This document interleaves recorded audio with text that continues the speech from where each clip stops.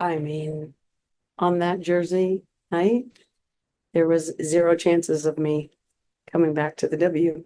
I was on a path, very determined on that path, and um, I don't know. Sometimes you just can't like never say never because um, when they brought me in for that night, I didn't know anybody really. Um, Tanya Holly, who works for the team, obviously is like my best friend and practically a godmother to my children. Um, and she was like, Nikki wants to talk to you. And I was like, Nikki who? She was like, Nikki Fargas. And I was like, you know what? I like Nikki. I'll take the call. And that's kind of how it started. But what drew me to this team was I just saw like limitless. I saw so much talent and just opportunity, not just for myself, but for them, like to kind of push them to the next level. I'd be remiss to say that like I did, like Bill Lambier put this team together.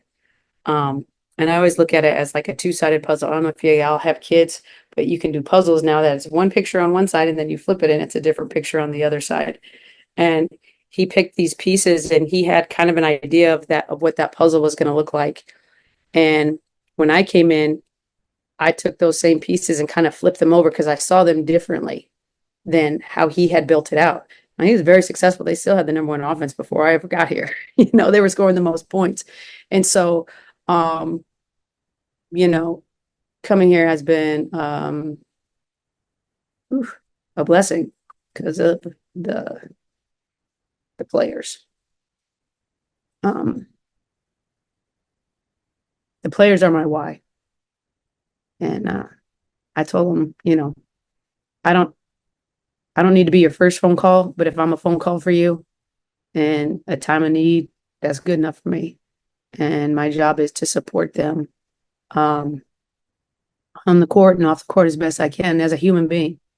I got into coaching because I care about people, and so I'm super passionate about people I coach. I'm super invested. I'm super real. I'm super raw, vulnerable. Um, that's just how I'm wired. I can't not care about you if I'm leading you. That's not my style. So, um, all the girls, I could go down the list, but they're all pretty special humans. So I'm blessed to be able to go to work for them and serve them every day. Thank you, Katie. Jeez, I'm jiggy. Sorry. It's been a couple emotional couple of days here. Yeah. Bunch of girls around here being emotional. Should put that for social.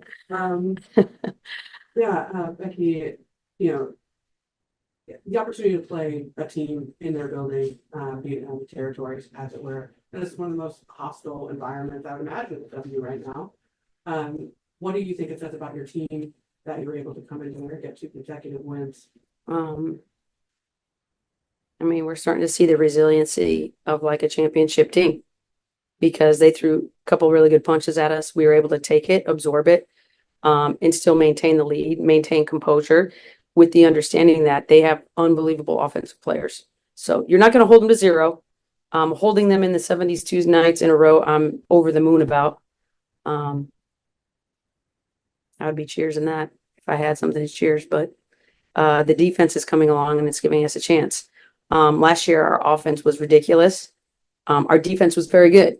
We had the number one defense. Well, in this last stretch of games, I think we've had the number one defense in the league. So that part coming along probably excites me more than anything. And then just knowing and understanding that we do have another gear offensively. So at some point, we're still looking for that worm to turn a little bit. Um, you know, it's just the offensive end, for a variety of reasons has just been more of a struggle at times than the defense at times. And I think eventually you just trust the work and hope that that worm kind of turns. It's nice to see Chelsea be super efficient out there, hit big shots, kind of control the game, run the offense down the stretch. So really quality wins. I mean, this was our hardest road trip probably of the season. That's a team that's playing very well. That's a playoff team. That's a high, like, fueled offense. If you do not pay attention, if you are not locked in every possession, I mean, they can ring up 90 on you pretty easy. You said that the offense has been struggling for a variety of reasons. What are some of those reasons? Shooting. I mean, we're just missing open shots. Last year we were probably the best at the league in shooting off the dribble threes. Now everybody's just going under and daring us to shoot, which is a different kind of feel for us. We were just deadly from three last year, and we've struggled to shoot it, a little bit this year. So I still think you see flashes of like just beautiful basketball. We had some in the first half where that ball is just flying. And at the end of the day, what I told them, when we are disciplined offensively and that ball moves and the bodies move, you can't have ball movement without bodies moving. You can't pass and stand. You got to pass and cut, pass and screen away. All the basics, right? That you probably learned at Hoosiers, like growing up, pass and cut, pass and screen away, and share the basketball. And we got great looks.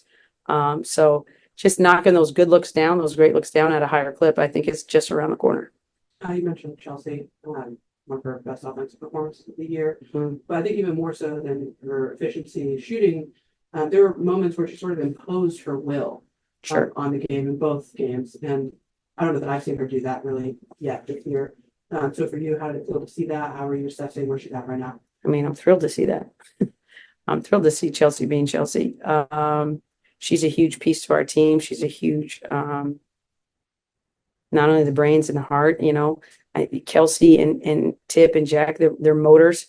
Asia's a motor. We got a lot of different moving parts, but you're really starting to see them come together and kind of complement each other, and raise each other up. And that's the whole goal is to get the greatest out of the person next to you. And when you do that, you realize that you have four other people trying to get greatness out of you, and trying to make you great. And so if we just keep that perspective going into the playoffs, I'm asking them three things every night: defend and rebound and play the right way on the offensive end. That's it. Keep it simple. Stupid right here. Keep it simple, stupid. Matthew? Hey, Becky, it looked like late in the game you went to a lot of middle and wing ball screens, and I was just wondering, in those end of the game possessions when you did that, what were you trying to get out of those looks in the middle and on the wing? Just trying to space them out. I think their adjustment was just a full rotation to the pocket pass. They didn't want to give that to Asia. So then, at times when it's just moved to the other side, we got wide open threes, or we got cuts that got us wide open threes. So it's really just about spreading out their defense and then trusting each other to go make plays. We had a few more of those in the first half than the second half, but down the stretch, when we went into that high pick and roll, we're just trying to put pressure on the defense to make decisions. And, if they stay with the ball handler too long, pass it. If they don't, go score it. So it's just really trying to put the defense in gray areas, and then us just making the right read and trusting each other to knock down the shot. All right, last question, Jennifer. Jennifer Partee from Let's Talk Women in Basketball. Chelsea Gray and Kelsey Plum combined for 37 points tonight. How crucial is their backcourt leadership and the team's success? Crucial. Chelsea, Kelsey, and Jackie are the keys to our championship run. Asia's going to be Asia. We're going to get Asia touches. Asia's going to be amazing. She normally cancels out whoever's ever on the other side. Chelsea, Jackie, and Kelsey Plum are our separation factors. When those three are clicking and iron sharpens iron out there, we become a whole problem to try to guard.